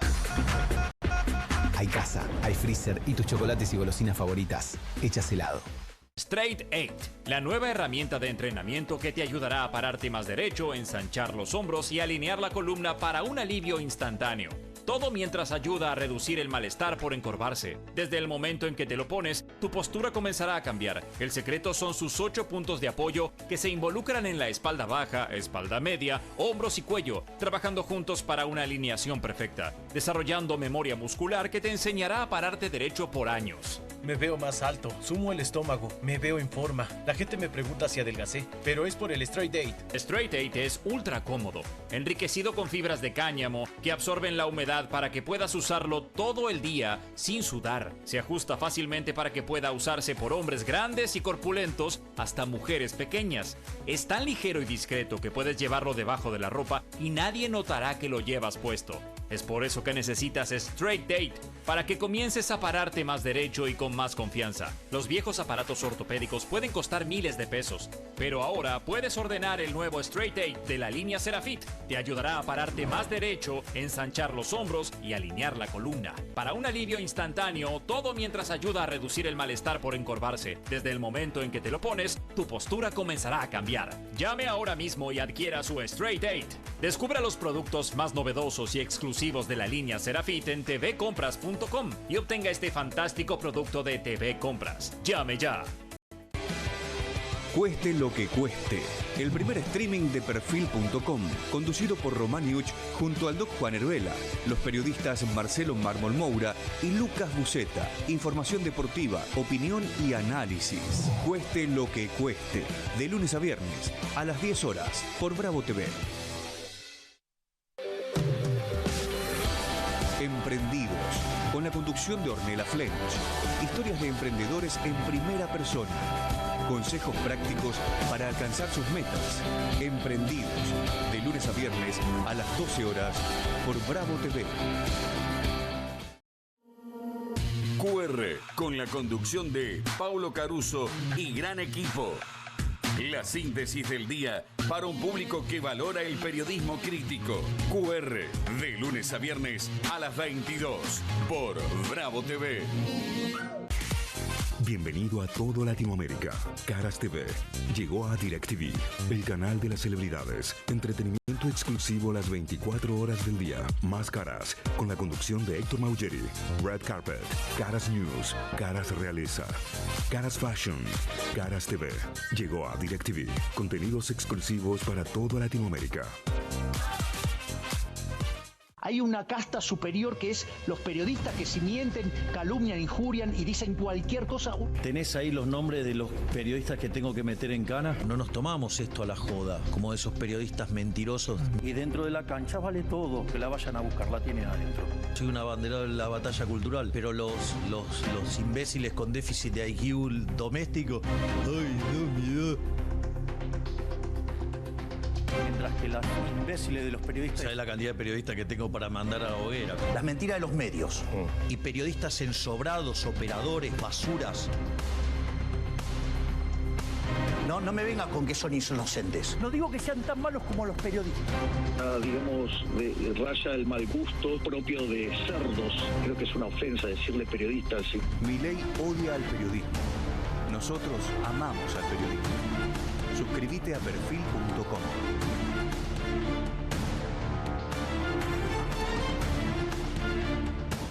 Hay casa, hay freezer, hay helado, hay chocolinas, hay dulce de leche, hay helado chocotorta.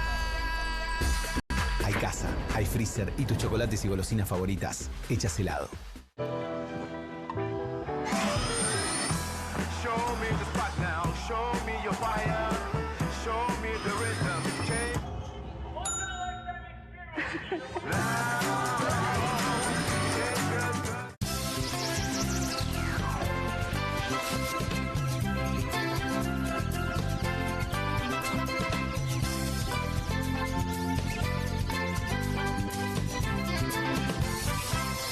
Aquí finaliza el horario de protección al menor.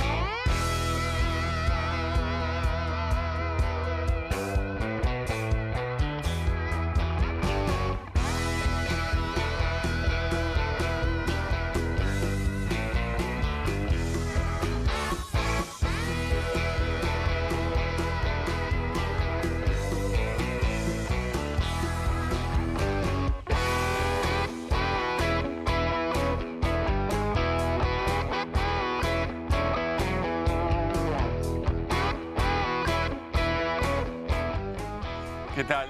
¿Cómo estás? Juan? Te estaba esperando, Pablo. Buenas noches. También te estaba esperando, Juan. ¿Todo Igual bien? te digo, yo ya gané. Mirá, te lo voy a mostrar a vos. Llego a esta página del cuaderno y me encuentro con hola papá, te amo. Qué Ya está, lindo, ya las gané. sorpresitas que te dejan. No es la primera, ya te había dejado, me contaste de otra. Sí, voy encontrando. Ya está, ganamos. Bueno, ¿vos cómo estás? Muy bien, Me muy bien, alegro por mucho. suerte. Bueno. Entiendo que vamos a tener una conversación que ronda lo musical. Es por correcto. eso quiero mostrarte la nueva tecnología que tenemos para el cambio de artística en este pase. ¿Está adaptada al pase? Está adaptada al pase y esto hoy se lo tenemos que agradecer a Fede López. Gracias, Fede. Gracias, Fede, querido. Fede, muy que bien. Hoy fue él quien se puso la 10 y querés ver lo que pasa. Me Porque esto es encantaría, mágico, me mágico. encantaría. Les va a gustar. Eso es, el nombre técnico. No importa. No te lo doy el nombre Ok, técnico. perfecto. Ahí viene, ¿eh? ¿Están Sí, listos? Sí. Es impresionante. Juan, excelente. Hasta sonó, hasta sonó. Sí, sí, sí, no, que podría perfectamente no haberlo hecho. Sí. Estoy maravillado, ¿Querés francamente. bueno, es de Fede, no sé si te la presta, te la dejo. No, está bien, ahora que tiene que volver. Bueno, el pase es musical. Como Juan Di Natale es sinónimo del rock en nuestro país, es parte de su propia identidad, será todo suyo lo que vamos a ver a continuación. Estuvo el show de La Renga. ¿Fue en Luján el show de La Renga? Y mira lo que hicieron. Mira, tienen que agradecerle a Milei, Dios mío. Yo la cara de los cantantes no la conocía. No es que, viste, no es Cerati, Calamaro, Fito Páez. ¿Vos sabés quiénes son? La cara yo no se la conocía. Dice que existe La Renga, conozco la banda, todo. Tampoco conozco tantos temas. No es una banda que yo haya seguido. Igual me gustan sus canciones. Ahora, Milei los iluminó desde el día en que eligió la canción de ellos para hacer en cada oportunidad que puede en un show.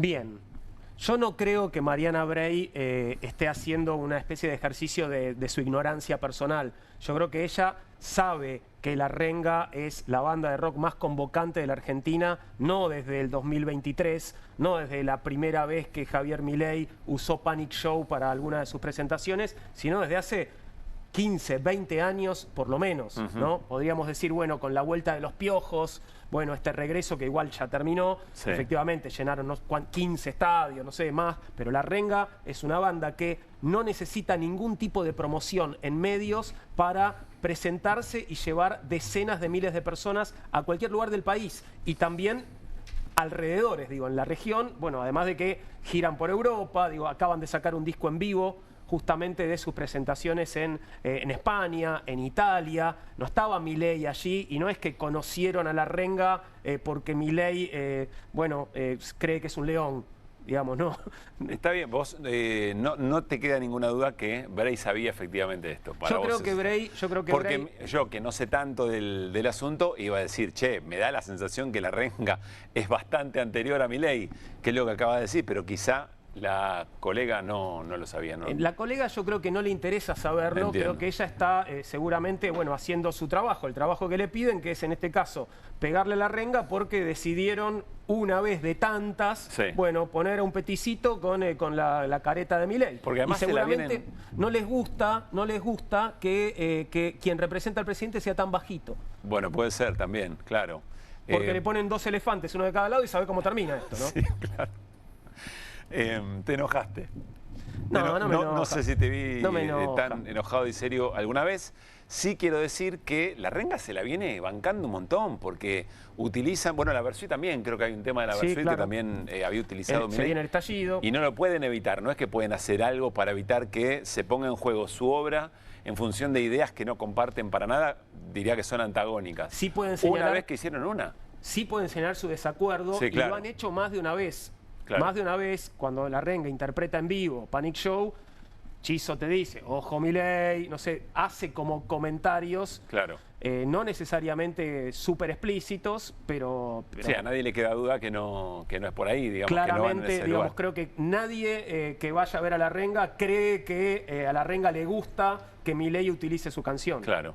Bueno, me encanta porque desde la cultura se pueden decir además cosas mucho más importantes o que llegan mucho más allá, a veces que cualquier apertura de programa, cualquier pase de programa o cualquier discurso de cualquier dirigente, ¿no? Eso me parece interesante, sobre todo teniendo en cuenta, ayer viste que reconocieron a León Gieco en obras, pusieron una placa luminosa, muy interesante. Es el cumpleaños de León Gieco mañana, el Día de la Soberanía. No tenía el dato. Mercedes Sosa el 9 de julio, León Gieco el 20 de noviembre. Me parece fuertísimo. Que la cultura esté tan viva como para hacer enojar a ciertas ideas, me encanta. ¿Sabés con qué canción cierra La Renga todos sus conciertos? Esto es una tradición. ¿Cuál? Se llama Hablando de la Libertad.